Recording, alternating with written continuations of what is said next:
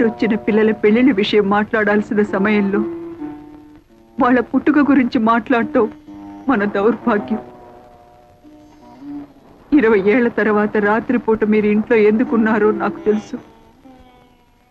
నేను భరించలేక ఆత్మహత్య చేసుకుంటానని భయపడినట్టున్నారు. నేనంత పిరికిదాన్ని కాదండి. నేనేనాడు మీ ముందు కన్నీళ్లు పెట్టుకోలేదు, మీ ఇతర విషయాలేవి పట్టించుకోలేదు. కానీ ఇవాళ ఒక తల్లిగా ప్రాధేయపడుతున్నాను. చెప్పండి, ఒకరు నా బిడ్డ కాదా? అవును, ఆ ఇద్దరిలో ఒక బిడ్డ నాగమణికి పుట్టింది. నాకు తెలియకుండా ఎలా జరిగింది?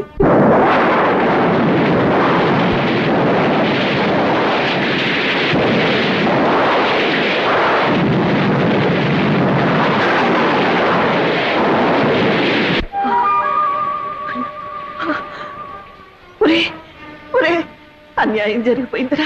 ఏం జరిగిందమ్మా? ఆ కవల పిల్లలో ఒక పిల్ల పాతం కప్పి చనిపోయిందిరా. ఈ విషయం దానికి తెలుసమ్మా? దానికి తెలీదు. మగతిగా నిద్రపోతుంది.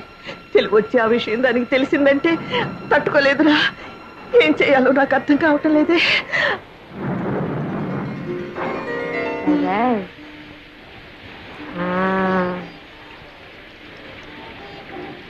నేను వెళ్ళొస్తానమ్మా. పాప మీరు జాగ్రత్త. అమ్మా, ఆ చనిపోయిన బిడ్డను ఎలా తీసుకురా? నన్ను రమ్మన్నాదే, నిన్ను రమ్మన్నాదే, ఇద్దరిని రమ్మని నిద్దరో ఎందిరో మావా నాగులు దండలు బాబు. ఎదుటి బాబు వాళ్ళు వస్తున్నారు. ఈ బిడ్డ బాబా నాదా, కానీ పెంచుకునే ప్రాప్తం లేదు, చనిపోయింది. ఈ విషయం మీ అమ్మగారికి తెలిస్తే తట్టుకోలేదు. అందుకనే రహస్యంగా మట్టి చేయడానికి తీసుకెళ్తున్నాను. మీకెందుకండి శ్రమ? నాకు ఇవ్వండి బాబు, ఇలా ఇవ్వండి, ఇవ్వండి బాబు. ఆనాడు మీ తల్లి కన్నీళ్లు తుడవడానికి మీరు నాకు ద్రోహం చేశారు. ఈనాడు మీ భార్య కన్నీళ్లు తుడవడానికి నా బిడ్డని. రాఘవణి, నన్ను అర్థం చేసుకో. మన పాలిటి శాపం మన బిడ్డ పాలిటి వరమైందనుకో. వరం ఏమిటండి మీరిచ్చిన వరం? తల్లి నుంచి బిడ్డను వేరు చేయడమా? కన్న తండ్రి కన్న బిడ్డకి కన్న తల్లి ఎవరో తెలియకుండా పెంచడమా? నాగమణి, నీకెలాగూ సంఘంలో స్థానం కల్పించలేకపోయాను. కనీసం మన బిడ్డకైనా కల్పించి చేసిన తప్పును దిద్దుకొని. నా బిడ్డ ఎంతటి స్థానంలో ఉన్నా కూడా నాకు అమ్మ అని పిలిపించుకునే రాత ఇక ఉండదు కదండి. ఎందుకు నాగమణి బాధపడతా? నేనేమైనా పరాయి ఊరు తీసుకెళ్తున్నానా? నీ కళ్ళ ముందే పెరుగుతుందిగా.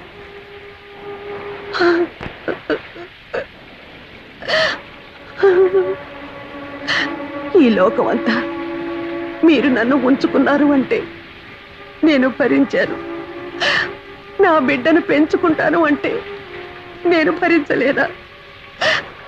జరిగిన దాంట్లో ఇది ఒకటనుకుంటారు. నా ప్రాప్తం అంతే. తీసుకెళ్ళండి.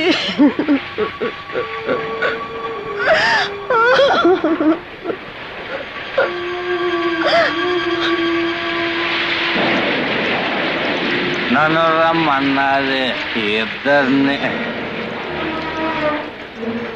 ఓ బిడ్డ పాచి పెట్టాను, ఇంకో బిడ్డ చేతిలో. అంటే నాగమ అయ్యగారండి. అదేడు బాబు అలా జరుచుకున్నారు? నేనేం దియ్యాను కాదు బాబు, గొండప్పనే.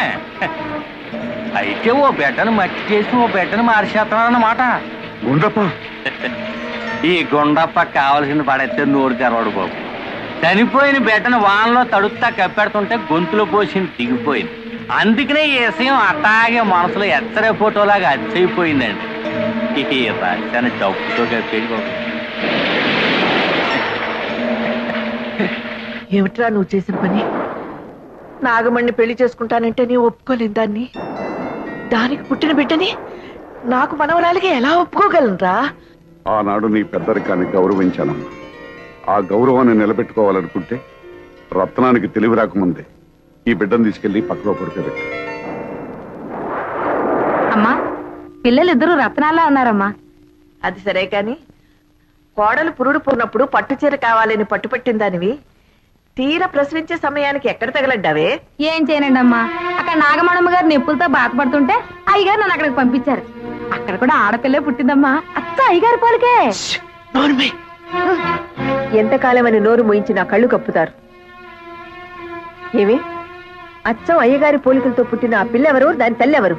అది అది నేను ఇక్కడ నొప్పులు పడుతున్నానని తెలిసి కూడా నిన్ను అక్కడ పంపించారంటే ఆయన గారికి అంత ముఖ్యమైన మనిషి అది. చెప్పవే. తెలీదమ్మా. తెలీదు? తెలీదు. అబ్బా నన్నెందుకమ్మా కొడతారు? మీరు బాగానే ఉంటారు. అత్త మీద కోపం దొత్త మీద చూపించారని ఏమన్నా అంటే మా మీద విరుచుకు పడతారు. మీ పెళ్లి కాక ముందు నుంచి అయ్యగారికి నాగమణమ్మ గారికి సంబంధం ఉంది. ఈ సంగతి పెద్దమ్మ గారు కూడా తెలుసు. ఓహో, తల్లి కొడుకులు కూడబలుక్కునే నాకు అన్యాయం చేశారన్నమాట. అంత మాట అనకమ్మా. కేవలం ఆవిడతో పరిచయం అనుకున్నాను కానీ ఇంతవరకు వస్తుందని ఊహించలేదు. అబద్ధం ఆడకండి. ఆస్తి అంతస్తు కోసం ఆవిడ్ని బయటికి గెంటేసి నా సొమ్ము కాసపడి నా గొంతు కోశారు. దగ్గరుండి మీ కొడుకు చేత వ్యభిచారం చేయించారు. అమ్మా, ఏ చేసిన విషయం చెప్తే తప్పు వచ్చిందా? అమ్మ తర్వాత అమ్మ అత్తమ్మ అంటారు. సాటి ఆడదన్న గౌరవం కూడా లేకుండా నాకు ద్రోహం చేశారు. ఇంత జరిగాక అందరం కలిసి ఒకే చూరు కింద ఉండటం జరగని పని. నేను మా పుట్టింటికి వెళ్తున్నాను. వద్దమ్మా, ఇంటి కోడలు తెగతింపులు చేసుకుని పుట్టింటికి వెళ్ళిపోయిందని అపకీర్తి నా కుటుంబం భరించలేదమ్మా. నేనే నా కూతురింటికి వెళ్ళిపోతాను. కానీ నీ భర్తకు మాత్రం అన్యాయం చేయకు. చూడండి, ఒకళ్ళు తిన్న కంచంలో తినే అలవాటు ఈ శేషారత్నానికి లేదు.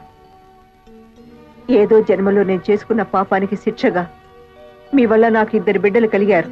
చాలు. సమాజాన్ని గౌరవించాలి గనక పేరుకు నేను మీ భారీగా ఉంటాను. అంతేగాని ఇక నుంచి మన ఇద్దరి మధ్య ఎలాంటి సంబంధం ఉండటానికి వీల్లేదు, ఉండదు. అది కాదు రత్నం. మీకు ఇష్టం లేకపోతే మీ అమ్మతో పాటు మీరు వెళ్ళొచ్చు. ఈ జరిగిన దాంట్లో నా స్వార్థమే ఉందనుకుంటావు, భగవంతుని నిర్ణయమే అనుకుంటావు, మీ ఇష్టం. నిన్ను చేసుకున్నానని ఆవిడని చేరదీశానని నువ్వు 20 ఏళ్లుగా నన్ను వెలివేశారు. చేసిన తప్పుకు శిక్షగా మౌనంగా ఉండిపోయాను. పురిటి కన్నుని తీసుకొచ్చి ఇంటికి అప్పగించాను. అందులో ఎవరు ఎవరికి పుట్టారో నాకు మాత్రం ఎలా తెలుస్తుంది? కానీ ఇద్దరిని 2 కళ్ళగా పెంచావు. ఎవరికి అన్యాయం చేయవనే నా నమ్మకం.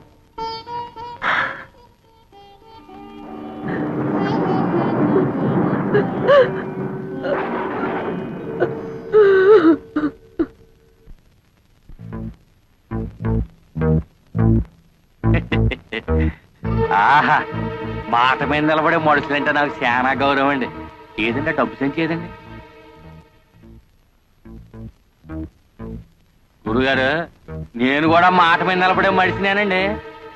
ఇన్నేళ్ళ నుంచి ఈ గుండెలో దాచుకున్న ఆ ఎత్తరే ఫోటోని చూశారండి, దాన్ని కత్తిరి పెట్టి కట్ చేస్తానండి. ఏదంటే డబ్బు సంచి ఏది? చెప్పుకోరా, నీ ఇష్టం వచ్చిన వాళ్ళతో చెప్పుకోరా, ఊరంతా టమ్కేసి చెప్పుకోరా. ఈ విషయం ఎవరికైతే తెలియకూడదో వాళ్ళకి తెలిసిపోయిందిరా. ఇంకా నువ్వేంట్రా నన్ను చేసేది? నీ ఇష్టం వచ్చిన వాళ్ళతో చెప్పుకోరా. మరి నా 5 లక్షలా? 5 లక్షలు కాదు కదా, మళ్ళీ ఈ ఊళ్ళో అడుగు పెడితే ఉప్పు పాత్ర ఇస్తాను రా.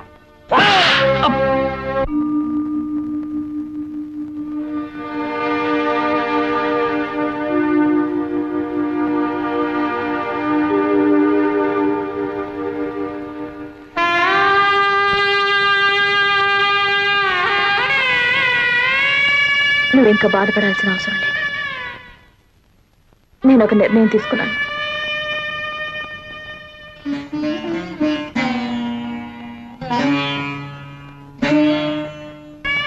ఈ ఇంట్లోంచి వెళ్ళిపోదాం అనుకుంటున్నాను. అవునమ్మా, నేను నీ రక్తం పంచు పుట్టిన బిడ్డను కాను. ఎందుకంటే బావని పెళ్లి చేసుకుంటాను, ఆశీర్వదించమని నాయనమ్మని అడిగితే నన్ను ఆశీర్వదించలేదు. నేను పరాయిదాన్ని కాబట్టే కదా.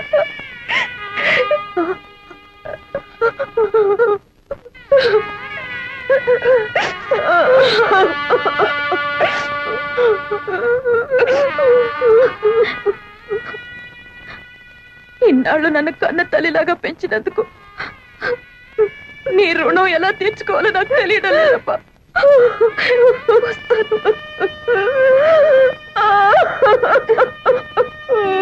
శోభ,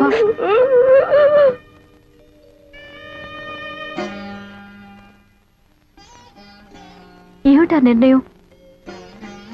నాయనమ్మ నిన్ను ఆశీర్వదించకపోవడానికి కారణం బావ గురించి నీకన్నా ముందు నేను చెప్పాను. అందుకే అమ్మకు జరిగిన అన్యాయమే మనకు కూడా జరగకూడదన్న అయోమయంలో నిన్ను ఆశీర్వదించలేదేమో. అంత మాత్రం చేత నువ్వు కూతురు కాదనుకుంటే నేను కాకపోయిండొచ్చుగా.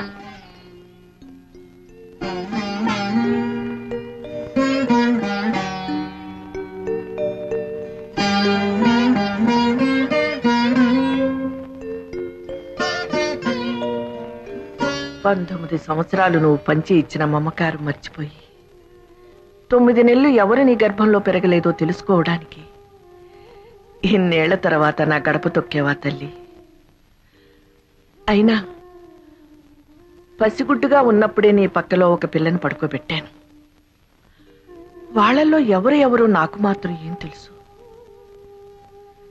ఎవరు సొంత బిడ్డ కాదు అని తెలుసుకోవడానికి నువ్వు నా దగ్గరికి వచ్చావని వాళ్ళకి తెలిస్తే ఆ పసి హృదయాలు ఏమైపోతాయి? ఏం చేయాలో తోచడం లేదత్తయ్య. మిమ్మల్ని కష్టపెట్టిన పాపం తన్నిలా ఏడిపిస్తుందేమో.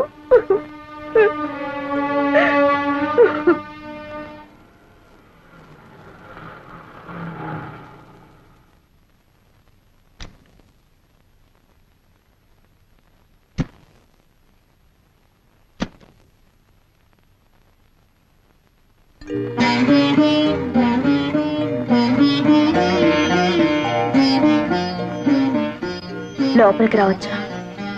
రాకూడదు. వస్తానంటే వద్దనడం సంస్కారం కాదు. ఇది సంస్కారాలు ఇల్లు కాదులేమ్మా. సరే, వచ్చిన పని చెప్తాం. మేం జానకి రామయ్య గారి పిల్లలం. మా ఇద్దరికి తండ్రి ఒకరే, తల్లులే వేరు. ఇందులో మీరు మాలో ఎవరికి తల్లి? తెలిస్తే ఏం చేస్తారు?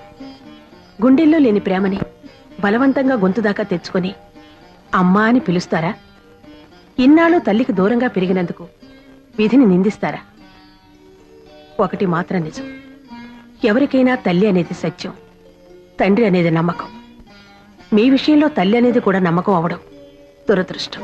మాకు కావాల్సింది నిజం. ఆ నిజం నాకు తెలియదు, తెలిసినా చెప్పను. ఎందుకంటే అమ్మ అనే పదానికి అనంతమైన అర్థాలున్నాయి.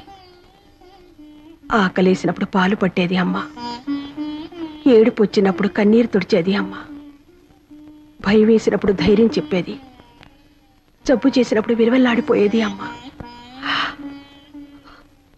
నేను మీలో ఒకరికి రక్తం పంచానేమో, కానీ ఆ తల్లి జీవితాన్ని పంచింది. కేవలం 9 నెలలు కడుపులో మోసిన నేరానికి 19 ఏళ్లు పెంచిన తల్లిని గుండెల మీద తన్ని రావడం మాతృద్రోహం.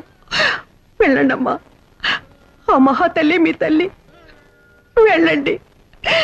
నాకు అదృష్టం లేదు.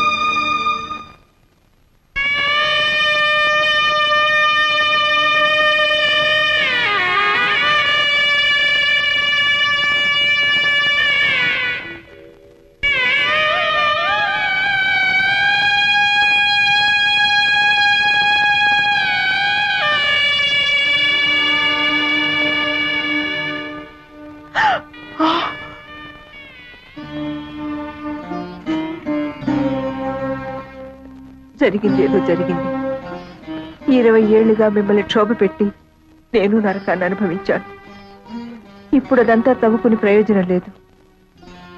నా బ్రతుకులోని దురదృష్టం నా కూతుళ్ళ బ్రతుకులో కూడా జరగకూడదనే నా కోరిక. ఈ సమస్య ఎవరి వల్ల ఎలా వచ్చినా నాకు కావలసింది పరిష్కారం. చెప్పండి, ఏం చేయమంటారు?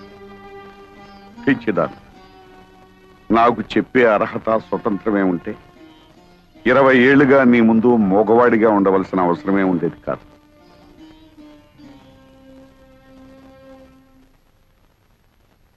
అత్తయ్య, మీరైనా చెప్పండి, నన్నేం చేయమంటారు?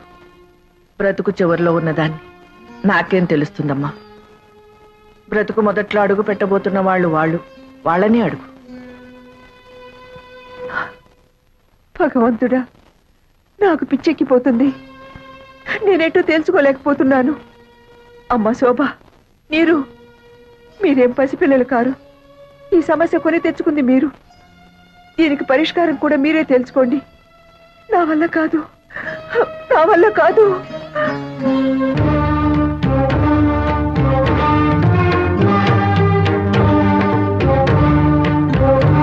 ఏంటి బావ ఆలోచిస్తున్నా? ఇందులో సమస్య ఉంది. తప్పు చేసింది మేము, ఫలితం కూడా మేమే అనుభవిస్తాం. నీకు శోభ అంటే ఇష్టం అనుకో, చేసుకో. నీకు నీరు మీద ఇష్టం ఉందనుకో, చేసుకో. దాన్ని చేసుకుంటే నేను ఉరేసుకుని చచ్చిపోను. దాన్ని చేసుకుంటే నేనేం విషం మింగి చావను. నాకు కావాల్సింది నీ ఆనందం. నాకు కావాల్సింది నీ సంతోషమే. నీకెవరిష్టమో చెప్పు బావా. మాకెవరైనా ఒక్కటే. చెప్పు బావా, చెప్పు బావా, చెప్పు బావా. బావా చెప్పు, చెప్పు బావా, చెప్పు, చెప్పు బావా. ఏడుకొండలవాడ వెంకటరమణ, ఎక్కడున్నావు స్వామి?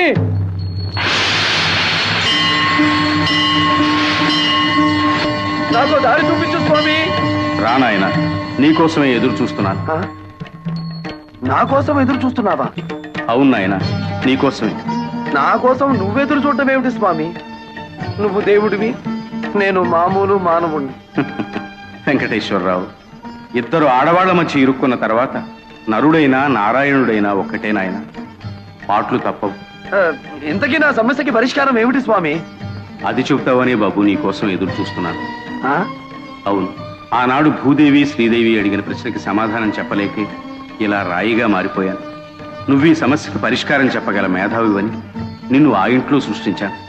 నీ పేరు వెంకటేశ్వరరావు అని పెట్టించాను. ఇద్దరు ముద్దుల భామల సమస్యను నీ మెడ చుట్టూ చుట్టించాను. అప్పటి నుంచి నువ్వు ఎప్పుడొచ్చి ఈ దుర్భర సమస్యకి పరిష్కారం చెప్తావా అని ఎంతో ఆశగా ఎదురు చూస్తున్నానయ్యా. నా వల్ల కాదు స్వామి. చెప్పు నాయనా. ఇదే వ్యక్తి జవాబు చెప్పలేని ప్రశ్న స్వామి. నన్ను వదిలే స్వామి. వెంకటేశ్వరరావు మళ్ళీ వచ్చారు స్వామి. చిట్టి శ్రీదేవి, చిన్ని భూదేవి నాయన. ఆ ఇద్దరిలో ఎవరో ఒకరిని ఎలుకు. ఇదా స్వామి నువ్వు నాకు చెప్పే సలహా?